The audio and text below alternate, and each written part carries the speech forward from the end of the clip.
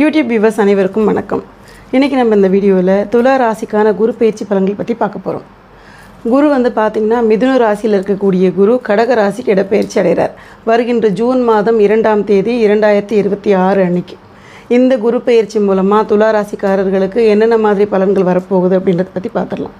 துலா ராசிக்கு 2ஆம் வீடு அப்படின்னு பார்த்திங்கன்னா குடும்பஸ்தானம் மற்றும் தனஸ்தானம். இந்த இடத்த பார்த்திங்கன்னா 5ஆம் பார்வையாக குரு பார்க்குறார்.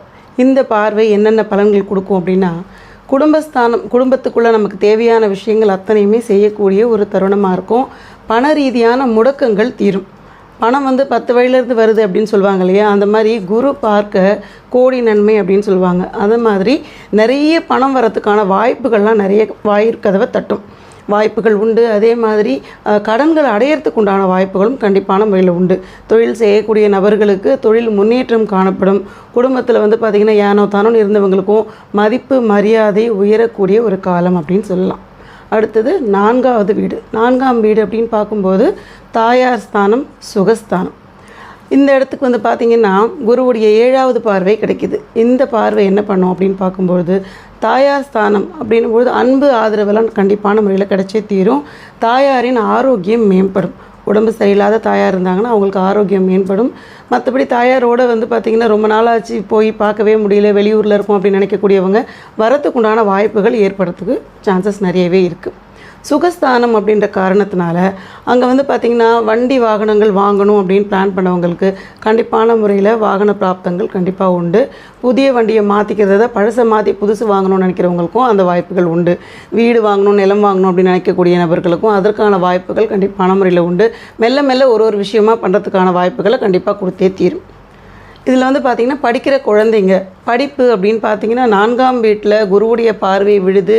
குரு பார்த்திங்கன்னா அது ஆல்ரெடி மீனராசியில் இருக்கக்கூடிய குருநாதர் ஆட்சி பெறக்கூடியவர் அப்படின்னு சொல்லும் பொழுதே ஆசிரியர்கள் அதுக்கப்புறம் மாணவர்கள் இவங்க அத்தனை பேருக்குமே ஒரு நல்ல பொற்காலம் அப்படின்னு சொல்லலாம்.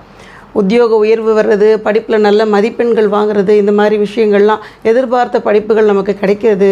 நிறைய பேர் பார்த்திங்கன்னா இதை தான் படிக்கணும்னு ஆர்வமாக காத்திருப்போம் இல்லையா, அந்த மாதிரியான படிப்பெல்லாம் கிடைக்கிறதுக்கு வாய்ப்புகள் அதிகமாகவே இருக்குது. அடுத்தது 6ஆவது வீடு. 6ஆம் வீடு நோய் ஸ்தானம் மற்றும் எதிரி ஸ்தானம்.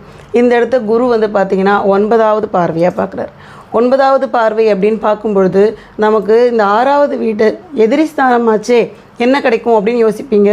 வேலை செய்கிற இடத்துலையா இருக்கட்டும், இல்லை சொந்த பந்தங்கள் நடுவில் இருக்கட்டும், இல்லை தொழில் ரீதியான விஷயங்கள் இருக்கட்டும், என்னென்ன மாதிரியான எதிரிகள் இருந்தாலும் நம்ம பேரை ரிப்பேர் பண்ணுற மாதிரியான நபர்கள் இருந்தாலும் அத்தனை பிரச்சனைகளையுமே தவிடு பொடி ஆக்கக்கூடியது குருவுடைய பார்வை.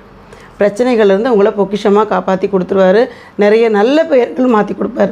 இதுக்கு முன்னாடி பார்த்திங்கன்னா ஏதோ காரணமே இல்லாமல் அவமானப்படுத்துகிறாங்க, எனக்கு பார்த்திங்கன்னா மனசு ரொம்ப ஸ்ட்ரெஸ்ஸாகவே இருக்குது, கஷ்டமாகவே இருக்குது அப்படின்னு சொல்லிட்டு இருப்போம் இல்லையா, அந்த மாதிரியான சூழ்நிலை இருக்கிற நபர்களுக்கு நிறைய நல்ல விஷயங்கள் கண்டிப்பான முறையில் நடக்கும். குரு பார்வை வந்த உடனே வேலையில் இருக்க பிரச்சனைகள்லாம் கண்டிப்பான முறையில் தீரும். கடன்கள் அடையிறதையும் கண்கூட பார்க்க முடியும்.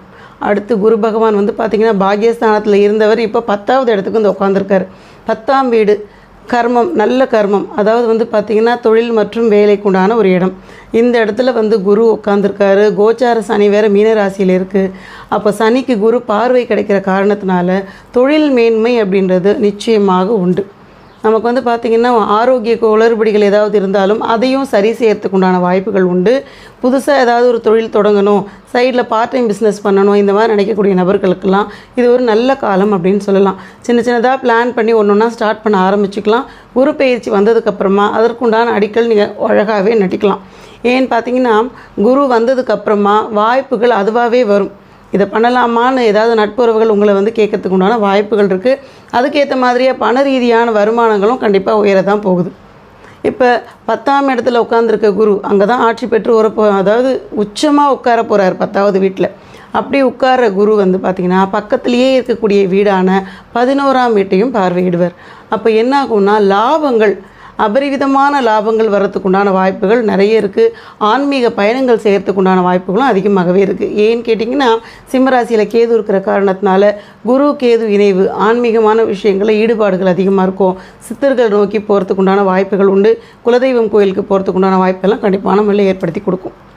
இதுக்கு பரிகாரங்கள் அப்படின்னு பார்த்தீங்கன்னா, குரு வர நிறைய நல்ல விஷயங்கள் வருது அப்படின்னும் பொழுது மாதத்தில் ஒரு தடவையாவது ஒரு வியாழக்கிழமை நமக்கு வந்து பார்த்திங்கன்னா தட்சிணாமூர்த்தி வழிபாடும், பிரகஸ்பதின்னு சொல்லக்கூடிய நவகிரகங்கள் இருக்கக்கூடிய குரு இருக்கார் இல்லையா, அவருக்கும் பார்த்திங்கன்னா 2 விளக்கு ஏற்றிட்டு வழிபாடு பண்ணுங்கள். இது வாழ்க்கையில் நல்ல முன்னேற்றத்தை கண்டிப்பான முறையில் கொடுத்தே தீரும். இந்த வீடியோ உங்களுக்கு பிடிச்சிருந்தா லைக் பண்ணுங்கள், ஷேர் பண்ணுங்கள், சப்ஸ்கிரைப் பண்ணுங்கள். டவுட் இருந்தால் கமெண்ட் பண்ணுங்கள். நன்றி, வணக்கம்.